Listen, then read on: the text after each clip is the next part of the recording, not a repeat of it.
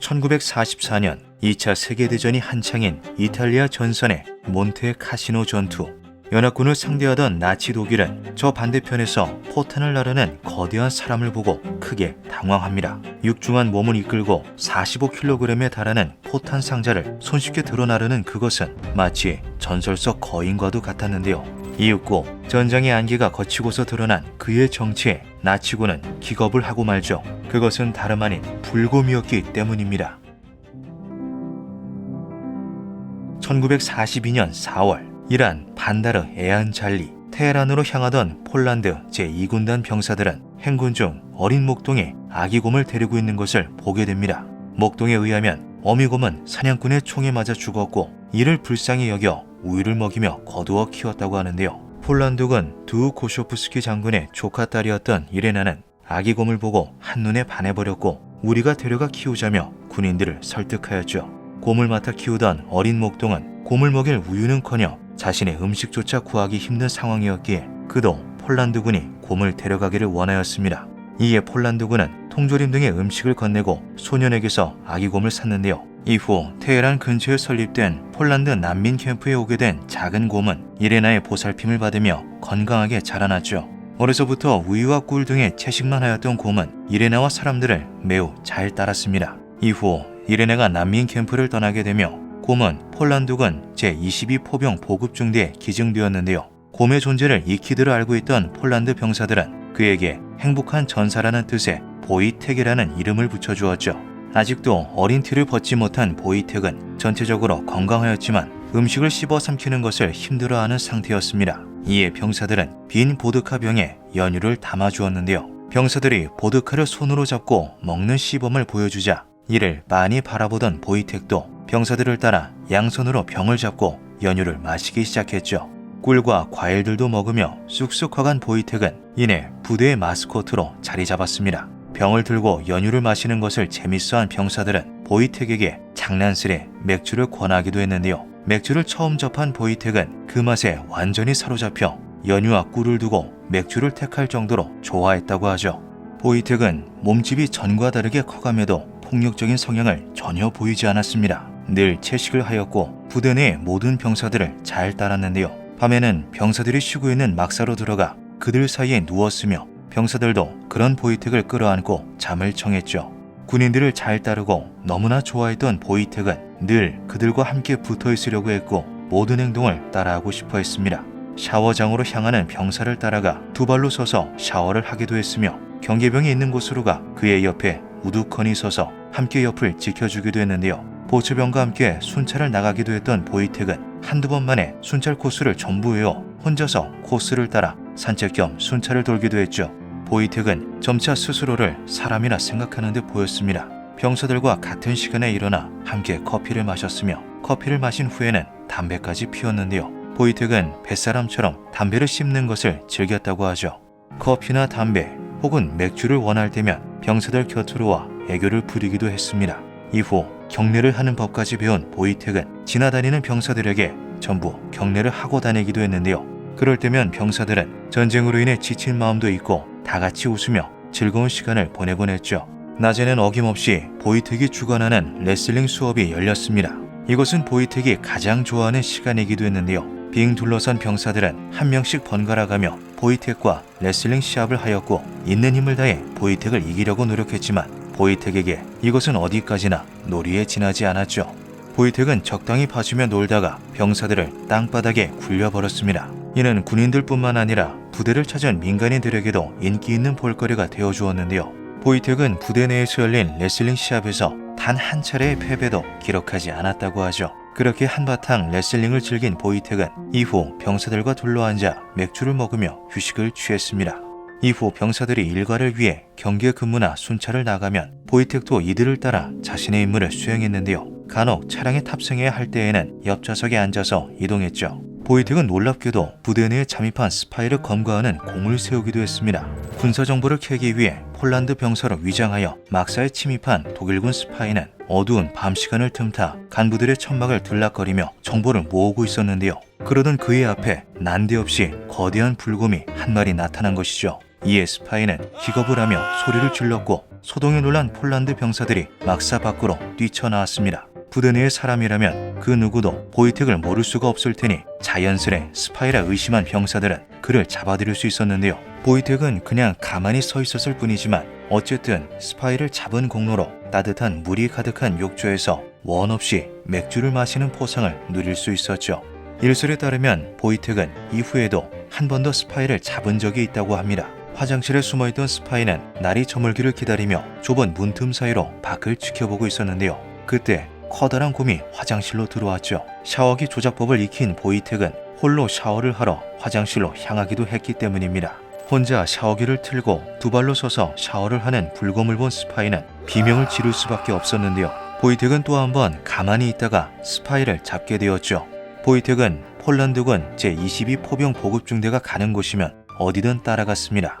폴란드군은 이집트에서 영국군과 합류하여 전투하기로 결정되었고 영국 수송선에 탑승하고자 이동하였는데요. 그런데 영국군은 애완동물은 탑승할 수 없다며 보이텍이 수송선에 탑승하는 것을 허락하지 않았죠. 하지만 부대 내 누구도 보이텍을 두고 갈 생각은 없었습니다.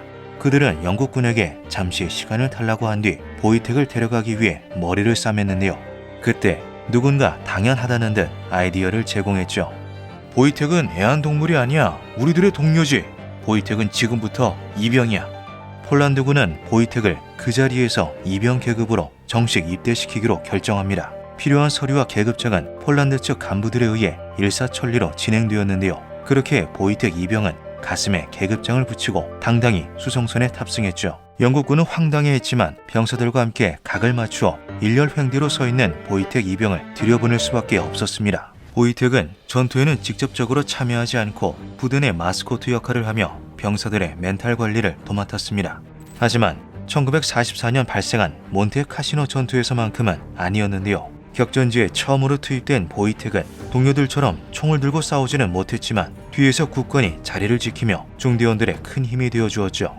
그날의 폴란드군은 분위기가 많이 달랐습니다. 2차 세계대전이 발발하며 독일의 침공으로 나라를 잃은 폴란드는 프랑스 파리에 망명정부를 수립하고 자유 폴란드군을 조직하였는데요. 이들의 목표는 오직 하나, 나치 독일에게서 승리하고 나라를 되찾는 것. 우리와 당신의 자유를 위해서.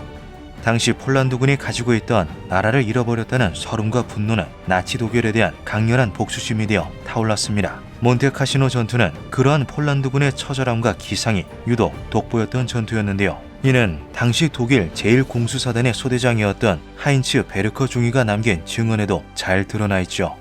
우리는 명실공히 세계 최강의 군대였고 그 점은 우리의 적들도 충분히 인식하고 있었다. 하지만 폴란드군은 모든 점에서 이성을 상실한 듯 보였다. 그들은 흡사 이 전투에서 전원이 몰살당하기를 진심으로 원하는 것처럼 보일 지경이었다. 부상을 입은 폴란드군은 우리가 다가가자 야수같은 괴성을 지르며 마구 돌을 집어 던졌다. 이미 그의 하반신 전체가 수류탄에 의해 날아가 버렸음에도 말이다. 이처럼 폴란드군이 가진 나치 독일에 대한 분노는 생각하는 그 이상이었습니다. 그리고 이것은 보이텍이 속해 있던 제22 포병 보급중대 또한 마찬가지였는데요. 부대에서 병사들이 웃고 떠들며 즐거워하는 것만 보던 보이텍은 저 앞에서 사력을 다해 싸우는 부대원들을 보고 무언가 골똘히 생각에 빠진 듯 보였죠. 그리고 치열한 전투를 벌이던 폴란드군은 저 뒤에서 보이텍이 성큼성큼 걸어오는 것을 보게 됩니다. 그의 양손에는 100파운드짜리 포탄 상자가 들려 있었는데요. 누구도 보이텍에게 포탄 상자를 옮기라고 시키지 않았지만 피땀을 흘리며 힘겹게 포탄 상자를 나르는 동료들을 본 보이텍이 자발적으로 그것을 돕기 시작한 것이죠. 보이텍은 이전처럼 다가와 애교를 부리지도 않고 총과 포가 빗발치는 전쟁의 소란에도 동요하지 않고서 묵묵히 계속해서 포탄 상자를 날랐습니다. 이 덕에 작업의 소요를 크게 줄일 수 있었던 이들 보급중대는 보이텍에게서 전달받은 포탄을 적진에 쏟아부었는데요. 뒤로도 한참을 이어진 전투는 폴란드군을 포함한 연합군의 승리로 막을 내렸죠. 이후 보이텍은 몬테카시노 전투에서 포탄 상자를 나르고 그것을 단 한 번도 떨어뜨리지 않은 공로를 인정받아 상병으로 진급하게 됩니다.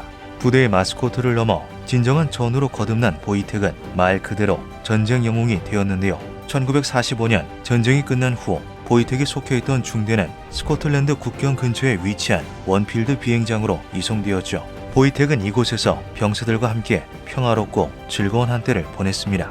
기자들은 보이택을 취재하기 위해 부대를 찾아왔고 지역 신문에는 보이택에 관한 기사가 실렸으며 폴란드 스코틀랜드 협회는 그를 명예회원으로 정식 가입시켜주기도 했는데요. 보이택은 자신의 가입 환영 행사에서 맥주를 마시며 동료들과 마을 주민들의 환호를 받았죠. 그렇게 2년여가 더 지난 1947년 11월 15일 자유 폴란드군이 해체됩니다. 하지만 그들의 고국은 공산화되었고 중대원들은 영국 등 다른 나라들로 뿔뿔이 흩어지게 되는데요. 결국 갈 곳을 찾지 못한 보이택은 스코틀랜드에 위치한 에든버러 동물원에 들어가게 되죠. 동물원장은 제22 포병 보급중대장의 허가 없이는 보이택을 다른 곳으로 옮기지 않을 것이며 대우에 보살피겠다 약속하였습니다. 하지만 동물원에 들어간 보이택은 전혀 행복해하지 않았는데요. 그는 동물원의 어떠한 공과도 어울리지 못했고 점점 더 침울해져 갔죠. 보이택은 동물원을 찾아오는 수많은 관광객들에게도 관심을 보이지 않았으며 늘 외롭고 쓸쓸하게 동물원 한 구석에만 힘없이 앉아 있었습니다. 보이택이 활기찬 모습을 보이던 때는 오로지 이제는 예비역이 된 중대원들이 동물원을 찾아왔을 때뿐이었는데요. 여러 가지 상황들로 인해 보이택을 스코틀랜드에 남겨둘 수밖에 없었던 부대원들도 마음이 아프기는 매한가지였죠. 제22 포병 보급 중대원들은 수시로 에든버러 동물원을 찾아갔고 사육사 몰래 담을 넘어가 보이택과 레슬링을 하거나 맥주와 담배를 같이 즐기기도 했습니다. 이러한 사연들을 접해 알고 있는 동물원에서도 부대원들의 행동을 딱히 저지하지 않았으며 가끔 찾아오는 동료들은 보이택의 삶의 유일한 낙이 되었는데요. 시간이 흐르며 병사들의 발길이 점차 줄어들자 보이택은 관광객들 중 폴란드 말을 하는 사람이 있으면 다가가 얼굴을 확인하기도 했죠. 그래도 잊을만 하면 찾아와주는 동료들로 인해 보이택은 말년까지도 행복하고 건강하게 지낼 수 있었습니다. 1963년 12월 2일 보이택은 22세의 나이로 자연사하였는데요. 곰의 평균 수명은 약 25년, 보이택은 사람으로 치면 70세 정도의 나이로 숨을 거두었죠. 이후 스코틀랜드와 폴란드에는 보이택을 기리는 수많은 기념비와 동상이 세워졌습니다. 그가 속했던 제22 포병 보급중대의 부대 마크는 포탄을 들고 있는 곰이 되었는데요. 2023년에는 보이택의 일화를 다룬 단편 애니메이션 영화 어 베어 네임드 보이택이 개봉되어 아카데미 시상식 애니메이션 단편 부문을 포함한 17개 상 후보에 오르기도 했죠. 참전 용사 보이택은 지금도 폴란드의 전쟁 영웅으로 기억되고 있습니다. 기묘한 밤이었습니다.